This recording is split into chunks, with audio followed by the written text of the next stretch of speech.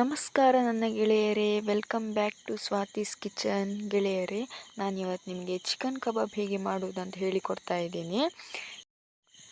ಇಲ್ಲಿ ನಾನು ಒಂದು ಪಾತ್ರೆಗೆ ಚಿಕನ್ ಹಾಕ್ಕೊಂಡು ಅದಕ್ಕೆ ಚಿಕನ್ ಕಬಾಬ್ ಮಸಾಲ, ಲಿಂಬೆ ಹುಳಿ, ಒಂದು ಮೊಟ್ಟೆ ಹಾಗೂ ಉಪ್ಪು ಮತ್ತು ಖಾರವನ್ನು ಸೇರಿಸ್ಕೊಂಡಿದ್ದೀನಿ. ಈಗ ನೋಡಿ, ಒಂದು ಅರ್ಧ ಗಂಟೆ ಚಿಕನ್ ಚೆನ್ನಾಗಿ ಮ್ಯಾರಿನೇಟ್ ಆಗಿದೆ. ಇದಾದ ನಂತರ ನಾವಿದನ್ನು ಒಂದು ಬಾಣಲಿಗೆ ಎಣ್ಣೆಯನ್ನು ಹಾಕೋಬೇಕಾಗುತ್ತೆ. ಎಣ್ಣೆ ಚೆನ್ನಾಗಿ ಬಿಸಿಯಾಗಬೇಕು.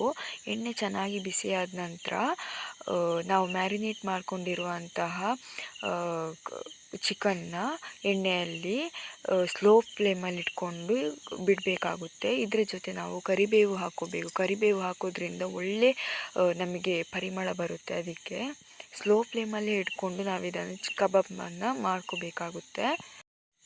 ಈಗ ನೋಡಿ, ಇಲ್ಲಿ ಚಿಕನ್ ಚೆನ್ನಾಗಿ ಬೆಂದಿದೆ. ಹೀಗೆ ಸ್ಲೋ ಫ್ಲೇಮಲ್ಲೇ ಇಟ್ಕೊಂಡು ನಾವು ಇದನ್ನು ಮಾಡ್ಕೋಬೇಕಾಗುತ್ತೆ, ಇಲ್ಲ ಅಂದರೆ ಅದು ಸೀದೋಗುತ್ತೆ. ನೋಡಿ ಫ್ರೆಂಡ್ಸ್, ಇಲ್ಲಿ ನಮ್ಮ ಕ್ವಿಕ್ ಆ್ಯಂಡ್ ಈಸಿ ಚಿಕನ್ ಕಬಾಬ್ ರೆಡಿಯಾಗಿದೆ.